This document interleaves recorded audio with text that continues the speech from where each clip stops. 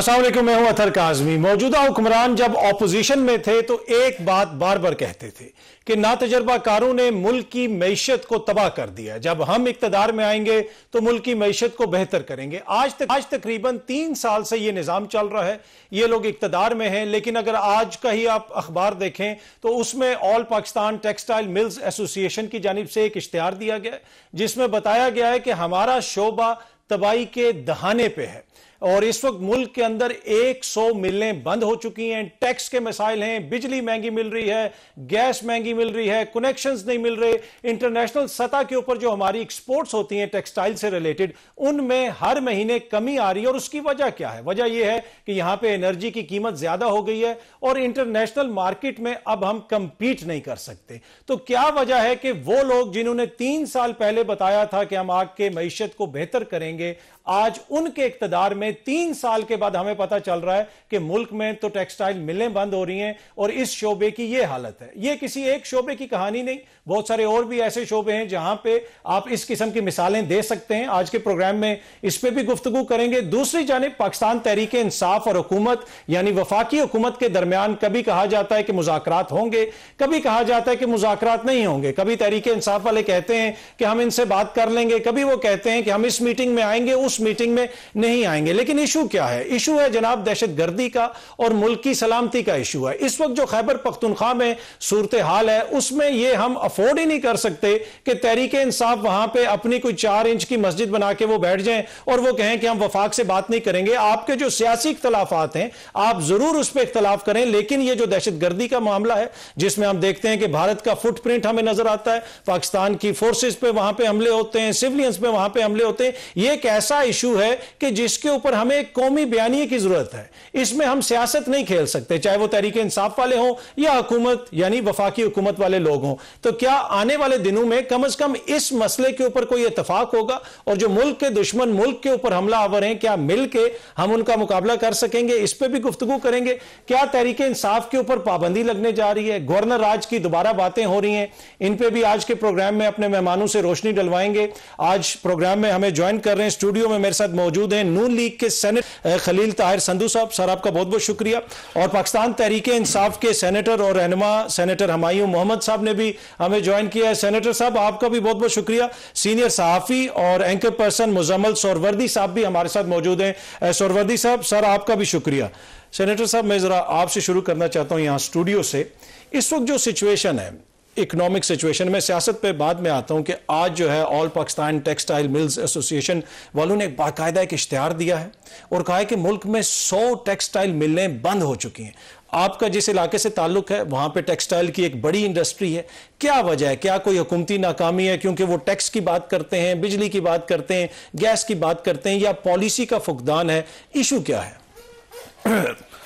काज़मी साहब, बड़े अदब से बात करूंगा आपसे कि असल में ये जो एप्टोमा वाले, उनसे भी बड़े ही अटमोस्ट रिस्पेक्ट कि इसमें इनका अपना भी बड़ा रोल है। एप्टोमा वालों का, इन्होंने जो हमारी कौमी फसल थी कपास, उसको बर्बाद कर दी है। खुद कॉलोनियों में पड़ गए हैं, कॉलोनियों में इनके हिस्से हैं। वो ऊपर मैं कह रहा हूँ, इस आपके कभी भी वो करना चाहें तो बात कर सकते हैं। और उस हवाले से और फिर जब हमें IMF से मुआहदा करना पड़ा, उस वक्त पिछली गवर्नमेंट ने मुआहदा तोड़ दिया। जब हमने मुआहदा किया तो उस वक्त डॉलर की कीमत थी वो बढ़ चुकी थी। उस हवाले से ये कहते थे ये श्रीलंका बन जाएगा। एप्टोमा वाले हर दौर में प्यारे रहे हैं, लेकिन कभी इस मौजू पे अलहदा बात करें, इनको बुलाएं इधर, इनसे बात करेंगे कि इन्होंने क्या किया हमारे साथ या किस तरह से ये काम चला सारा।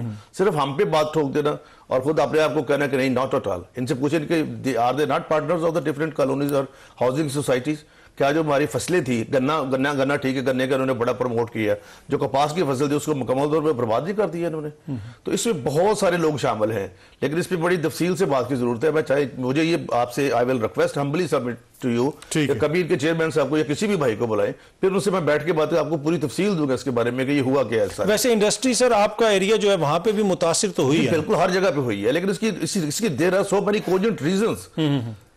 इसमें एप्टमा का भी किरदार है और लोगों का भी किरदार है, लेकिन इन पे बात होगी बड़ी तफसील के साथ, क्योंकि ये 2 या 4 लफ्जों में, ये 10 मिनट में, ये या एक सेगमेंट में ये बात मुकम्मल नहीं। पर आप ये कहते हैं कि आप मानते हैं कि इशू है और इसके ऊपर बात होने की इशू है, लेकिन उसके हल के भी मसले हैं।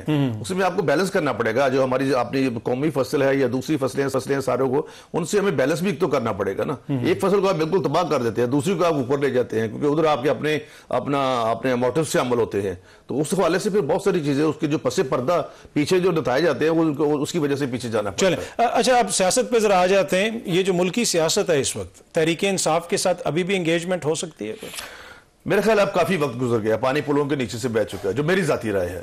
क्योंकि हमने तो बड़ी कोशिश की, लेकिन इमरान खान के दिल में जो एक 95 आर्टिकल 200 है हमारे कॉन्स्टिट्यूशन पाकिस्तान, जब उसके तहत अदम एतमाद है। आपका खुद बड़ा इंटरनेशनल एक्सपीरियंस है, आपको पता है लंदन में पिछले 3-4 सालों में 8 दफा या 7 दफा या 6 दफा अदम एतमाद आई। क्या वहां पर लोग अपनी फौज को गालियां निकालना शुरू कर देते हैं?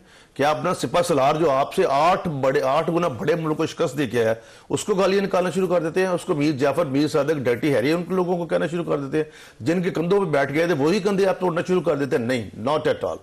दस्तयाब शुदा हालात के मुताबिक सियासत होती है, जो भी हो।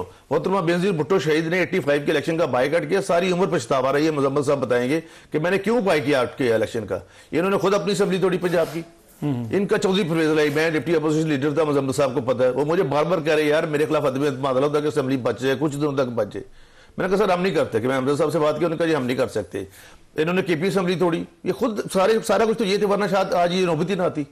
और इन्होंने पता नहीं, इनको जनरल फैज ने सोचा ये था कि ये उनसे फैजिया बोल रहे थे कि इनको वो दोबारा लेंगे, 2 सूबों का इलेक्शन बाद भी कराएंगे, 2 का पहले करा लेंगे, उसमें से भारी अक्सरियत आ जाएगी, ये अब बन जाएगी। इंसान सोचता बहुत कुछ है, लेकिन होता वो जो अल्लाह पाक की मर्जी होती है। सोचा ये था कि हमारी अक्सरियत आएगी, मैं चीफ ऑफ आर्मी स्टाफ बन जाऊंगा, ये 2030 तक वज़ीर आज़म बनूंगे, लेकिन नहीं। Man proposes God disposes. वैसे आजकल भी बहुत सारे लोग कहते हैं 10 साल का प्लान है और 15 साल का प्लान है। किसी को कोई पता नहीं जी, अगले लम्हे का पता नहीं। मैं आपको मिसाल देता हूँ, नबी अकरम सल्लल्लाहु अलैहि वसल्लम के पास बहुत सारे लोग गए, कुछ ने कहा मुझे कल की जिंदगी का पता नहीं, परसों का पता नहीं, आज का पता नहीं। आपने फरमाया मुझे अगली सांस का पता नहीं कि आनी कि नहीं आनी। ये तो टस से मस और बस। तो ये इसमें सारा बेसिकली जब आपके पास अल्टीरियर मोटिव्स आ जाते हैं, इसलिए अब इनसे बात नहीं हो सकती कि हमने हर दफा इनको मौका दिया। ये बैठे भी हमारे साथ, लेकिन खान साहब हमेशा वीटो कर देते हैं, ये खुद कहते हैं हमें। मैं सेनेटर साहब से भी पूछता हूं, सेनेटर साहब ये जो गिला होता है कि आज आप कह रहे हैं कि जी गवर्नर राज की बातें हो रही हैं, तहरीक इंसाफ के ऊपर पाबंदी लगाने की बातें हो रही हैं, लेकिन इस नहज पे चीजों को आप लोग लेके आए, आप लोगों ने पॉलिटिकल एंगेजमेंट की नहीं, और एक वो जारियाना किस्म का रवैया था जिसकी वजह से इतनी तलखियां बढ़ी। बिस्मिल्लाहिर्रहमानिर्रहीम, या का नाबुदो व या का नस्ताईन। देखें सेनेटर साहब जो है ना, ताहिर खलील सिंधु साहब, आप इनकी बात स्टार्ट करें, देखें इन्होंने एप्टा के ऊपर सारा का सारा इल्जाम लगा दिया। यही एप्टा था ना, यही पाकिस्तान की इंसाफ थी ना। आपकी जो 200 लूम्स वाली मिले थी उसमें 400 लग रही थी, जो 400 वाली थी उसमें 800 लग रही थी, हर एक डबल कर रहा था। ये इनके शहर था ना, जहां पे आपको लोग ढूंढ रहे थे और आपको लोग मिल नहीं रहे थे कि वहां पे वो लोग जॉब करें। जो टेक्निकल लोग हैं वो नहीं मिल रहे थे, कमी हो रही थी लोगों की, जॉब्स बढ़ती जा रही थी, मतलब जॉब्स मिलती जा रही थी, लोग जाते जा रहे थे। यही वो लोग थे ना कि जिसमें पाकिस्तान तहरीक इंसाफ ने 2018 में आके झक मारी, ये किया वो किया, गलत किया, लेकिन 2019 में रिकवरी शुरू कर दी। पहले उसमें हमारा 0.8 पे चला गया था, इनका भी 0.18, हमारा भी 0.17, 0.18, दोनों बराबर गए थे जब पहली बार आए थे। इन्होंने भी गलत किया, लेकिन उसके अगले साल हम 3.7 पे चले गए, ये तब भी पॉइंट्स में रहे थे। उसके अगले साल हम 5.97 में चले गए, ये तब भी 2 से नीचे ही रहे थे। उसके बाद चौथे साल में हम 6.2 पे चले गए थे, ये तब भी 2 से नीचे ही रहे थे। इनकी ग्रोथ जो थी पाकिस्तान की पॉपुलेशन की ग्रोथ से कम थी। ये लोग किस बात की बात करें, किस पे इल्जाम लगा रहे हैं? ये जब इल्जाम लगाते हैं कि ये गन्ने का वो है, सब मुझे एक बात बताएं, सबसे ज्यादा मिल ओनर्स इस वक्त पाकिस्तान में किन पॉलिटिकल पार्टीज के जो लीडर्स हैं? पीटीआई का लीडर, पीटीआई में होंगे लोग होंगे कि जो हैं, और इसमें कोई शक नहीं कि पॉलिटिक्स में जो मालदार लोग होते हैं वो पॉलिटिक्स में आते हैं, लेकिन ये लोग तो खुद पॉलिटिक्स करने वाले लोगों ने तो खुद अपनी चीजें बनाई है। तो अगर आप मुझसे पूछें, अभी को छोड़ दें, ये तो पिछले 40 साल से मुल्क को तबाह कर रहे हैं। रही बात ये, इन्होंने कहा कि किस मुल्क के लोग जो है ना वो अपने वो जो फौज को कहते हैं, मुझे एक बात बताएं, 4 साल पहले 5 साल पहले मुझे एक बात बताएं काथर साहब, मुझे एक बात बताएं, पहली बार जैसे अभी हमारे DGISPR साहब ने भी कहा था ये जो दहशतगर्दी है इसके पीछे वर्दी है, जब ये नारा आता है आपके दिमाग में किस पॉलिटिशियन का नाम आता है? सच बताएं किस पॉलिटिशियन का नाम आता है? बोले। पर सेनेटर साहब क्या आपने इनके पीछे चलना है? ये अब तनकीद तो यहाँ पे आप पे हो रही है। मुझे नहीं पता कि उस दफा सिंधु साहब उस जलसे में थे या नहीं थे, इन्होंने वो नारे लगाए थे कि नहीं लगाए थे, क्योंकि इन्हीं की पॉलिटिक्स, इन्हीं की तो देखे ना इस वक्त तो आपके ऊपर तनकीद हो रही है ना कि आपका जो रवैया है उसकी वजह से तरक्कियां इतनी बढ़ गई हैं कि मामला आगे नहीं चल रहे। देखिए अतर साहब, बात ये मैं आपको एक चीज बता देता हूं, जब मैं ये सारी चीजें सुन रहा था ना, मुझे दिल को बहुत सख्त दुख हो रहा था, बहुत सख्त दुख हो रहा था। मतलब आप मुझे ये कह, मैं आज सिंधु साहब मुझे कह रहे हैं कि हुमायूं तुम दहशतगर्द हो,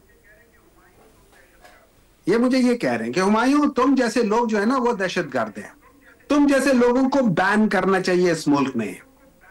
इस मुल्क में हमें उन लोगों को ज्यादा सामने लाना चाहिए जिन लोगों ने पार्लियामेंट में बैठ के पाकिस्तान आर्मी को, PTI में से आज तक किसी ने armed forces as a whole को कुछ नहीं कहा। हम लोग सारे के सारे जो लीडरशिप है उनसे हमारा इतराज हो सकता है, इनका भी था, हर एक का था, हर दफा होता है, ये चीजें हो सकती हैं, लेकिन as an army institution Pakistan Tehreek Insaf ने कभी एज एन आर्मी इंस्टीट्यूशन के खिलाफ कोई बात नहीं की, ना ये दहशतगर्दी के नारे लगाए, ना कुछ और। क्या हमने हमेशा कहा है कि इवन जिस जमाने में हमारे ऊपर सख्तियां थी और ये जब इंडिया के साथ जंग हो रही थी, हम लोगों ने पूरी तरह साथ दिए, यहां तक कि इन्हीं DGISPR साहब ने हमारी तारीफ भी की, PTI वालों का शुक्रिया भी अदा किया, हमारे जो यूट्यूबर थे, हमारे जो उसमें थे, ये क्या कह सकते हैं उसे, ये सोशल मीडिया वाले थे, उनकी तारीफ भी की। जहां जरूरत पड़ी है पाकिस्तान को, पाकिस्तान के इदारों को, हम वहां जरूर। तो आप नहीं समझते कि आप, जरा मुझे ब्रीफली बताइए कि आप नहीं समझते कि आपके कंडक्ट में भी कुछ ना कुछ इशू तो है ना? अगर उस चीज का इदराक ही नहीं करेंगे तो मामला ठीक किस तरह होगा? देखिए ऐसा है अथर साहब, मेरे कंडक्ट में मसला है, होगा। देखिए मैं एक बात बता देता हूं, मैं जब जाता हूं, अब मेरा ये मसला है, आप लोग अभी सारे कहते हैं कि जी सोहेल अफरीदी को जो है ना जाके अपना काम करने, जब वो अपना काम करता है, सोहेल अफरीदी अपना काम करता है, अगर आप उससे वो बात करें कि देखिए वो सिर्फ जिस दिन उसकी मुलाकात होनी होती है, सोहेल अफरीदी सिर्फ उसी दिन जाके वहां बैठता है और ये उसका हक बनता है। आप मेरे ऊपर दरवाजे बंद कर दें, दरवाजे को कुंडी लगा दे, मैं उसको खटखटाऊंगा, हो सकता है जोर से खटखटाऊं, लेकिन दैट मीन्स कि अगर मैं जोर से खटखटाऊं इसका मतलब है कि मैं बुरा आदमी बन जाऊंगा। अगर मैं आपके ऊपर वैसे ही मैं आपसे किसी बात पे एग्री ना करूं और मैं आपको कहूं अथर साहब आपने ये काम गलत किया है, मैं आपसे एग्री नहीं करता, क्या मैं आपका दुश्मन हूंगा? मैं आपका दोस्त हूंगा। असल में ये जो है ना ये मैं जरा ठीक है, मैं जरा मुजम्मिल साहब को भी शामिल कर लूं, मैं वापस आपके पास आता हूं। अच्छा मुजम्मिल साहब, आपने गुफ्तगू तो सुनी, अब एक इसमें क्वेश्चन ये भी है कि एक तरफ पाकिस्तान तहरीक इंसाफ की क़यादत है, ज्यादातर उनकी सीनियर क़यादत जेल के अंदर है, दूसरी जानिब बाहर जरदारी साहब हैं, नवाज शरीफ साहब हैं, शहबाज शरीफ साहब हैं, मरियम बीबी हैं, बिलावल साहब हैं, लेकिन कोई काउंटर पॉलिटिकल नैरेटिव नहीं आता, जिसकी वजह से बहस कभी इस तरफ जाती है कभी उस तरफ जाती है। किस हद तक ये बात दुरुस्त है? काउंटर पॉलिटिकल नैरेटिव क्या होना चाहिए? फौज को गालियां निकाली जाएं, यही नैरेटिव है इस वक्त आपके पास। तो आपको पिछले आर्मी चीफ को भी आप मीर जाफर कहते हैं, एक मिनट ना, सियासी जो जमातें हैं, आप नहीं समझते कि इनको जवाब देना चाहिए और ये इस काबिल होने चाहिए कि ये एक आगे से जवाब दे सकें, चाहे सोशल मीडिया पे हो या दीगर जगहों पे हो? पहली बात तो ये है कि पिछला आर्मी चीफ भी मीर जाफर था, मौजूदा भी मीर जाफर है, यही PTI की पॉलिसी है ना कि उनको पिछले से भी न्यूट्रल, वो कहते हैं न्यूट्रल अगर आर्मी चीफ होगा तो जानवर होगा, हमारे साथ नहीं होगा तो मीर जाफर होगा, क्या है और क्या है। और उसके अलावा वो क्या कहते हैं आर्मी चीफ को, वो कहते हैं अगर हमारे साथ होगा तो ठीक होगा, अगर न्यूट्रल होगा तो जानवर होगा, और अगर हमारे साथ नहीं होगा तो मीर जाफर नहीं, होगा। पर आप नहीं समझते मुजम्मिल साहब के क्यों पीटीआई को लोग डिस्कस कर रहे हैं? आप नहीं समझते कि कहीं ना कहीं सियासी वैक्यूम है ना? आपके पास हुकूमत है, मीडिया है, इतने ज्यादा वुज़रा हैं, उसके बावजूद अगर आपका बयानिया कहीं पे चल नहीं रहा तो कहीं ना कहीं आप में भी तो प्रॉब्लम है। क्यों पिछले उसको नवाज शरीफ ने कुछ नहीं कहा? मीर जाफर नहीं कहा जी मुजम्मिल साहब प्लीज आप। मीर जाफर नहीं कहा, हुमायूं मोहम्मद साहब। उन्होंने कहा बाजवा साहब, फैज साहब, आप इस तोहफे को लेके आए हैं, आप ही इसको संभालें। ये एग्जैक्ट वर्ड हैं गुजरांवाला के। मीर जाफर जानवर मीर सादक नहीं कहा। निकलवा के इनको गुजरांवाला की तकरीर भेज दूंगा मैं, ये सुन लें उसमें क्या कहा उन्होंने कहा मेरे पास है, अभी भी है। आप आज उनको आप लेके आए हैं, इस तोहफे को आप ही संभालें। आप करके बात की, साहब करके बात की, बाजवा साहब, फैज साहब, आप इस तोहफे को लेकर आए हैं, आप संभालें। ये है वो तकरीर जिसको आप बहुत और एक तकरीर है कि ये फौज न्यूट्रल हो गई है, जो न्यूट्रल है वो जानवर है। एक तकरीर है ये मीर जाफर हो गए हैं, मीर सादक हो गए हैं। एक तकरीर है जो इनको मिलेगा वो भी मीर जाफर है, मीर सादक है। क्या कंपैरिजन आप ड्रॉ करते हैं दोनों चीजों का? आप देखिए मुजम्मिल साहब, आप बार बार तकरीरों का जिक्र कर रहे हैं, यही तो क्वेश्चन है आपसे। नहीं, ये कंपैरिजन है कि कल हुमायूं मोहम्मद साहब को सेनेटर्स के एक वफद के साथ अगर फौज गुफ्तगू के लिए बुलाए तो ये मीर जाफर है, मीर सादक है। ये जा ही नहीं सकते मुलाकात के लिए, गुफ्तगू के लिए फौज के साथ। इनके रास्ते ही बंद है। ये क्रॉस करेंगे कि जी हम कोई मुकालमा करने जाना तो चाहते हैं आपको मतलब आप ये नहीं समझते, जरा मुझे ब्रीफली बताइएगा मुजम्मिल साहब, आप ये नहीं समझते कि एक सियासी वैक्यूम है? देखिए ना, आपने सारी तकारीर का जिक्र किया, मियां साहब बाहर हैं, शहबाज शरीफ साहब बाहर हैं, इनकी तकारीर का क्यों नहीं हम जिक्र कर रहे? अवाम उनको क्यों नहीं डिस्कस कर रही? पॉलिटिकल आपको वैक्यूम तो नजर आता है। ये तो ऐसे बात है कि शहर में एक कत्ल हो जाए तो हेडलाइन वो कत्ल ही है।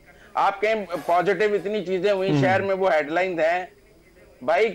हेडलाइन या तनाजा तो मुतनाज़े बात ही की जाएगी ना। कुत्ते ने इंसान को काटा कोई खबर नहीं, इंसान ने कुत्ते को काटा खबर है। आप बात समझे, something that is unusual is the news, ठीक है ना?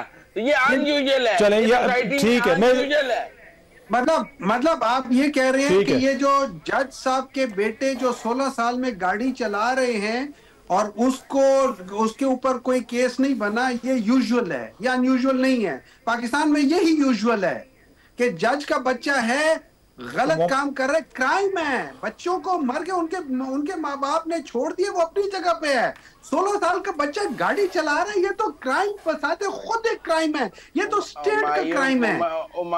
हुमायूं मोहम्मद साहब आप किधर बात लेके वो लाइसेंस को शहबाज शरीफ साहब तो नहीं दिया है उसके बेटे को? एक मिनट साहिवाल में इमरान खान के दौर में पुलिस ने बच्चों के सामने उनके माँ बाप मार दिए थे। वजीर आजम जो है उनसे माजरत करने को तैयार नहीं था और उन पुलिस अफसरों को मुअत्तल करने के लिए भी तैयार नहीं था। और हमें ये सब बताया जा रहा था कि वो कर दें जिनके बच्चे जिनके सामने हमने मार दिए हैं। आप अपने दौर में क्या रिवायात छोड़ दी यहाँ पाकिस्तान में जिनका आप? मैं मुजम्मिल साहब, मुझे एक ब्रेक लेनी है, मैं एक छोटी सी ब्रेक ले लूं तो मैं आपसे ही मुजम्मिल साहब दोबारा शुरू करूंगा। इसी यहाँ पे ब्रेक लेते हैं, ब्रेक से वापस आएंगे तो गुफ्तगू के सिलसिले को आगे बढ़ाएंगे।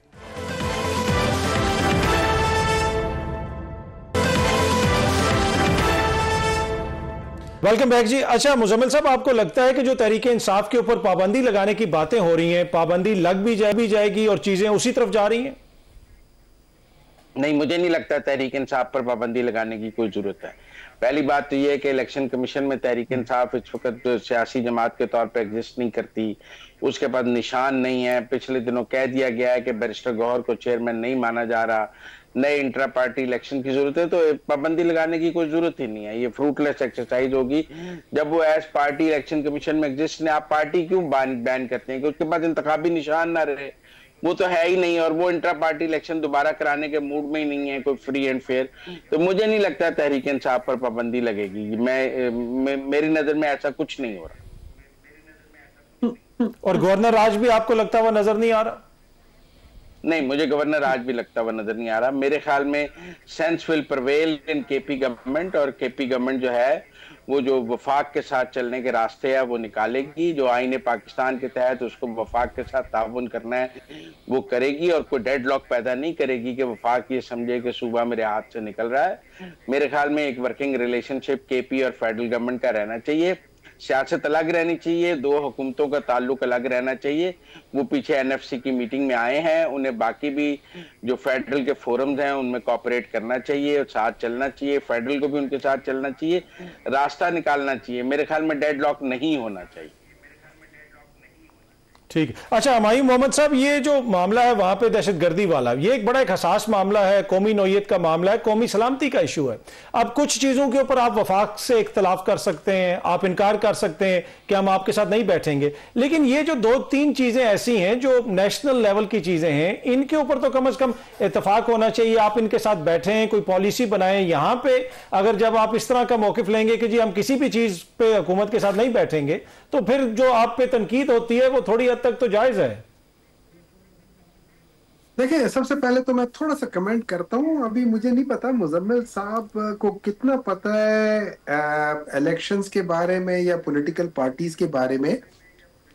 अगर पॉलिटिकल पार्टी का सिंबल उससे छिन जाए, पॉलिटिकल पार्टी खत्म नहीं हो जाती। आज भी पाकिस्तान तहरीक इंसाफ एग्जिस्ट करती है as a political party in election commission, और यही वो सवाल था जो सुप्रीम कोर्ट ने सवाल पूछा था इलेक्शन कमीशन के, भाईजान हमने तो बल्ले का निशान लिया था, आपने पार्टी को बैन कैसे कर दिया, पार्टी को बिल्कुल हटा कैसे दिया, जिसके जवाब में इलेक्शन कमीशन के पास कोई जवाब नहीं था।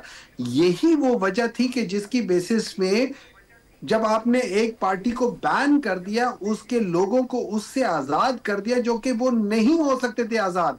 तो इस डिसीजन को रिवर्स किया गया था, जो कि 25 दिसंबर का या जनवरी का जो डिसीजन था, इस चीज को रिवर्स दिसंबर का इस चीज को रिवर्स किया था कि अगर निशान हट जाए, पार्टी एग्जिस्ट करती है, so please correct your facts and figures. रही बात ये, तो आप ये कह रहे हैं कि अभी भी पाबंदी लग सकती है? सर, अभी भी Pakistan Tehreek Insaf as a political party exist करती है। इलेक्शन कमीशन अनकॉन्स्टिट्यूशनल काम कर रहा है। अब आगे आ जाते हैं आपके दूसरे सवाल पे।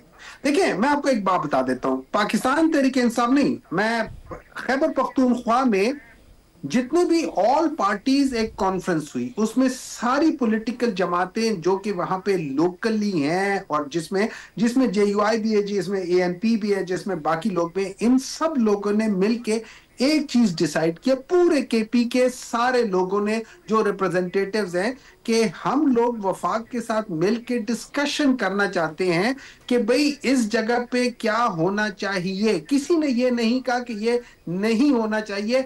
ये आपका टारगेट है पीस, आपका टारगेट है लाहौर। मैं आपसे कहता हूं कि यार मैंने जीटी रोड पे जाना है, आप कहते हो कि भाई हम लोग चाहते हैं मोटरवे पे। तो अगर मैं कहता हूं मैं जीटी रोड से जाता हूं, क्या मैं आपका दुश्मन बन जाता हूं? नहीं, मैं आपका दुश्मन नहीं बनता।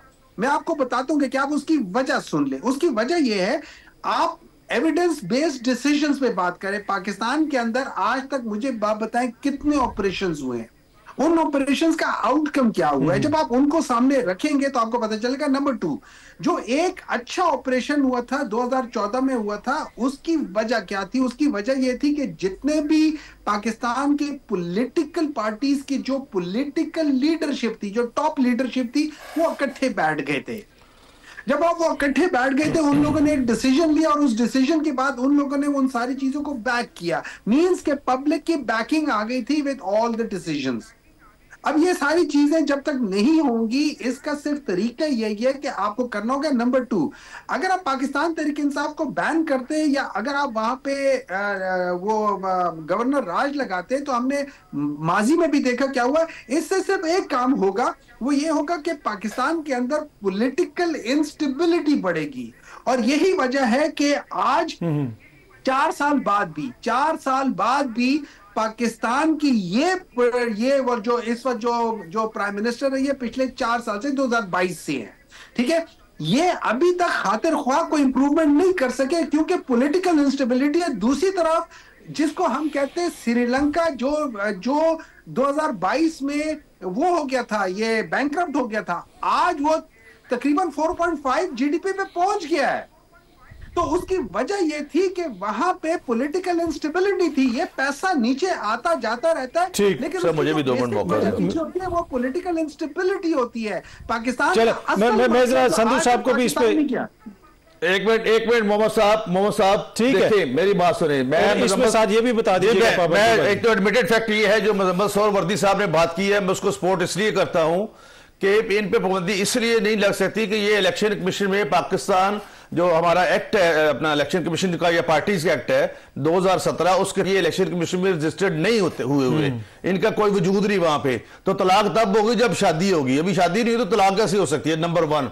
दूसरा ये कहते हैं कि वजीर आजम साहब ने क्या किया, वजीर आजम ने और सिपा सलार ने इस मुल्क को आलमी तन्हाई से निकाला। पहलगाम वाकया एक तरह से हमारे लिए हमारी बात से बरकत ये साबित हुआ कि वाकया हुआ नहीं था और इंडिया ने मशहूर कर दिया ये वाकया हुआ। तो आज हमारे अमेरिका से साथी ममालिक से सारे ममालिक से अच्छे ताल्लुकात हैं, माशियत बेहतर है। नंबर 2, आप जो बार बार कहते हैं कि पाबंदी, और तीसरा असल में मसला ये है, ये मेरे पास एक जजमेंट है जी वेस्टमिंस्टर कोर्ट की, ये मैं आपको देके जा रहा हूं। काजमी साहब इसको पढ़ लीजिएगा, इसका पेज पैरा नंबर 3 और पैरा नंबर 7। ये 190 मिलियन पाउंड का फैसला जिसमें इमरान खान को 14 साल सजा हुई है, ये प्री क्लास में फाल करता है और इसलिए उनकी अपील जो है ना लग सकती है, इतनी जल्दी जमानत हो सकती है। इसमें इमरान खान को सजा जी उसमें नहीं, उसमें उन्होंने यह कि ये 190 मिलियन जिसमें सजा हुई है ना, वो यही 190 मिलियन पाउंड है ना। इस फैसले में ये वेस्टमिंस्टर कोर्ट का आखिरी फैसला है। इसमें उन्होंने लिखा ये तो वो मलिक रियाज वही है ना, वही से काम चला। उन्होंने कहा ये 190 मिलियन पाउंड करप्शन का पैसा और मनी लॉन्ड्रिंग का पैसा है। अच्छा, तो ये इस हवाले से इनको पता है सारी बात का, ये है गुस्सा सारा। लेकिन ये कि जब तक ये प्रिविटी क्लास ममनुआ क्लास में फाल करता है केस, तब तक अब ये है कि इनके वज़ीर-ए-आला ये कहता है इश्के में इमरान में मारा जाएगा। हमें तो डर है कहीं वहां जाके वो सुसाइड ना कर ले जेल के सामने, इसलिए हो सकता है हमें किसी एक कैदी को वहां से निकालना पड़े, किसी और जगह शिफ्ट करना पड़े। मैं ये ऊपर खबर दे रहा हूं, खबर दे रहे हैं कि इमरान खान साहब को जिसकी वजह से सारे मसाइल हैं। देखे ना, डोगर साहब ने फैसला किया डबल बेंच ने कि उसकी बहनें मुलाकात करे, वकील मुलाकात करे, जो उसके सियासी लोग हैं वो मुलाकात करे, लेकिन कोई पोलिटिकली कॉन्फ्रेंस जो आर्टिकल 265 है प्रिजन एक्ट 1984 का, उसके तहत यह कि उस प्रेमिसेस में आप कोई पोलिटिकल गुफ्तगू नहीं कर सकते। उन्होंने कुछ नहीं कहा। 26 मिनट की मुलाकात में जो हमारी इतलात है, जिस तरीके से भी सोर्सेज से पता चला, जो उन्होंने सिंपल कहा कि ये सिपा सलार जो है इसके आपने जान नहीं छोड़नी, इसके खिलाफ बस मुहिम चलानी है। उस 26 मिनट की गुफ्तगू में सिपा सलार से आसिफ मजीद साहब के अलावा कोई बात नहीं। इसलिए मैं समझता हूं कि जनरल आसिफ जो है हमारे अमजद, क्या उनका नाम है, शरीफ साहब, उन्होंने कोई किसी किस्म की गलत बात नहीं की। दूसरा गवर्नर आज का वो में लग सकता है, बिल्कुल लग सकता है, सेल फरीदी NF से इसलिए तावन करते हैं कि वहां से पैसे मिलने हैं, बाकी जहां से पैसे नहीं मिले वहां पे वो नहीं आएंगे। लेकिन मैं मुजम्मल सोहरावर्दी साहब की इस बात से कि उनको आना चाहिए। ये मुल्क की चारों इकाइयां अगर कायम है तो मुल्क कायम है, हम आज भी करते हैं। लेकिन अगर आप वज़ीर-ए-आज़म पे ये इल्जाम लगाएं, आप श्रीलंका बना रहे थे, आप कह रहे थे रेमिटेंसेस बंद करें, आप कह रहे थे बिल ना दे, आप कह रहे थे अपना वो जो आपका हमारे इलाके से शहबाज, उसका पता नहीं क्या नाम है, कल भी भाग गया वहां से, अमेरिका से भी पता नहीं कहीं और भाग गया, वो बसों पे इश्तिहार लगवाता था। चले तो हमारे हालात जो है वो दस्तयाबशुदा सियासत उसके मुताबिक चली जो। मैं जरा एक ब्रेक ले लूं, ब्रेक से वापस आएंगे तो यहीं से गुफ्तगू के सिलसिले को आगे बढ़ाएंगे इसी ब्रेक के बाद।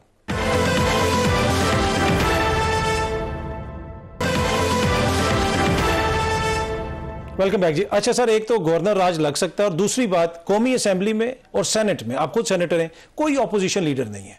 आज कौमी असेंबली के सेक्रेटरी की जानिब से हामिद डोगर साहब को खत लिखा गया है, पूछा गया है कि उमर अयूब साहब के केसेस की अपडेट क्या है।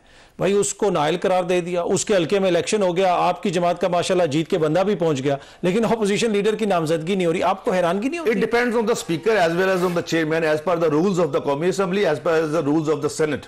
ये उन्होंने डिसाइड करना है। अभी एक और भी खबर है जो मेरे पास है, लेकिन मैं ओपन कर देता हूं कि जो इनकी अपोजिशन में लोग हैं, ये 22 लोग हैं, दूसरी तरफ 26 लोग हैं। वो 26 कहते हैं जी हमारा अपोजिशन लीडर बनाए, जो बाकी छोटी पार्टियां हैं। ये भी मैं आपको ऊपर करके जा रहा हूं आज सेनेट के अंदर इनकी जो है ना, इनके अपने लोग जो है, इनके 22 या 19 हैं, दूसरी तरफ वो 26 बनते हैं सारे मिला के। वो कहते हैं हमारी अक्सरियत है, हम में से को ले अपोजिशन लीडर। तो लेकिन वो ये मसला, वैसे अपोजिशन लीडर भी आप हुकूमत में से ही ले लें तो मसला ही अलग है। ये तो काज़मी साहब आप ऐसी कोई बात नहीं है, मसला ही अलग हो जाएगा। लेकिन यार बार बार, लेकिन ये देखेंगे इसमें क्या होता है, वो कर लेंगे, डेफिनेटली सैनिटी पर वेल करेगी और ये मुल्क भी कायम रहेगा, सूबा भी कायम रहेगा। और मेरा अपना भी ये परसेप्शन कहता है कि सहेल अफरीदी तावन करेगा, भी नया थोड़ा सा शौक है, लड़का है, जवान लड़का है, हमसे भी छोटा है, तो अभी शुरू में ऐसे बातें होती हैं, लेकिन आस्ते आस्ते पता समझ लग जाएगी। और गवर्नर आज नहीं लगेगा अगर वो नहीं करेगा तो, क्योंकि परसों एक इश्तिहार छपा था केपी में, तो ये अपना वजीर आला साहब के बारे में, तलाशी गुमशुदा, और उसमें लिखा था कि वापस आ जाओ तो मैं कुछ नहीं कहा जाएगा। मतलब बडियाला केपी नहीं है, केपी वो है जहां पे 4.5 करोड़ वहां रहते हैं, जाकर उनके लिए कोई काम करे। ये फौज का पीछा छोड़े खुदा के वास्ते, फौज के रोजाना नौजवान शहीद होते हैं और हमारे लिए कुर्बानियां देते हैं। ठीक है। अच्छा हमायूं मोहम्मद साहब, ये एक तो सेनेट के अंदर क्या आप लोगों का ऑपोजिशन लीडर जो है वो आएगा, आपको इसमें क्लैरिटी, और दूसरा कल मुलाकात के लिए कौन कौन जा रहा है? कल क्या पार्लियामेंटेरियंस भी जाएंगे अडयाला? इसलिए कि हुकूमत तो कह रही है कि किसी को इजाजत नहीं होगी और काफी सख्ती भी की जाएगी। देखिए, जिस तरीके से ये हुकूमत चल रही है, मतलब चलाया जा रहा है, चल रही है, या इनको वो क्या कह सकते हैं, छड़ी के साथ किया जा रहा है, इन लोगों ने तो इनके अपने इख्तियार में कुछ भी नहीं है। रही बात ये कि ये जो कह रहे हैं ना कि ये उनका है या स्पीकर का है या चेयरमैन सेनेट का है, देखिए पहले आप डिसाइड कर लें कि आप ऑपोजिशन बेंचेस किसको कहते हैं और हुकूमती बेंचेस किसको कहते हैं।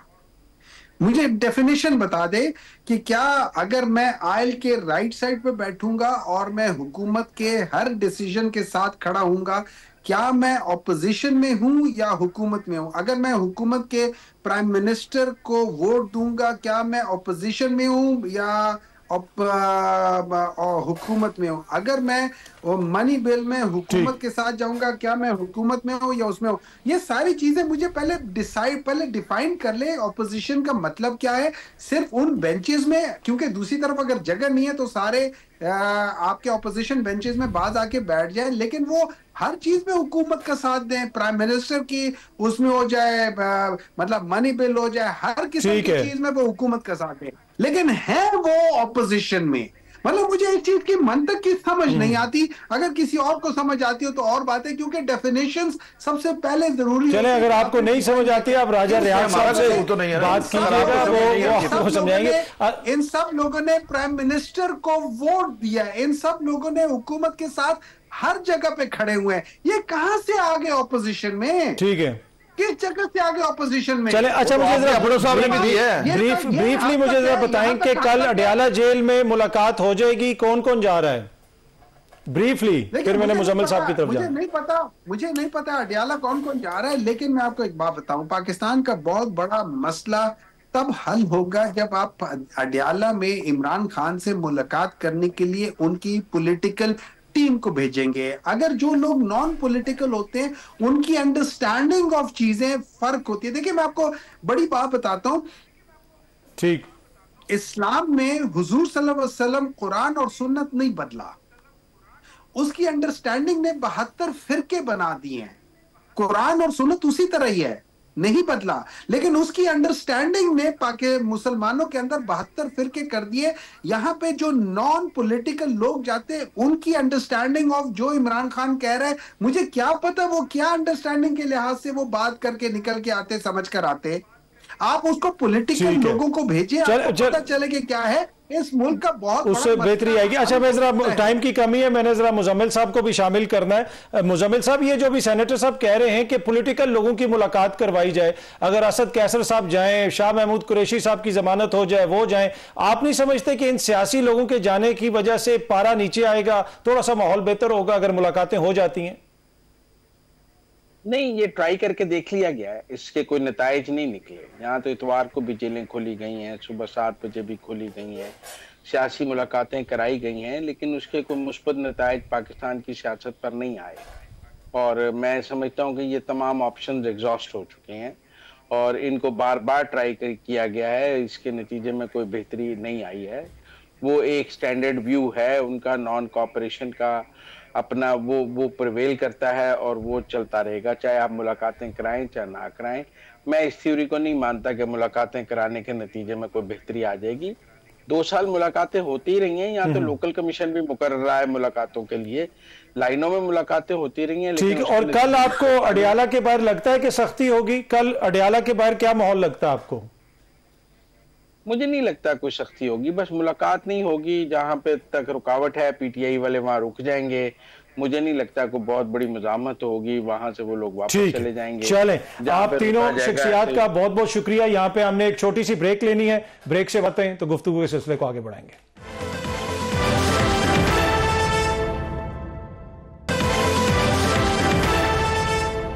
वेलकम बैक जी, आप सबका प्रोग्राम देखने का बहुत शुक्रिया। कल अगेन आपसे इसी टाइम पे मुलाकात होगी। Thank you very much.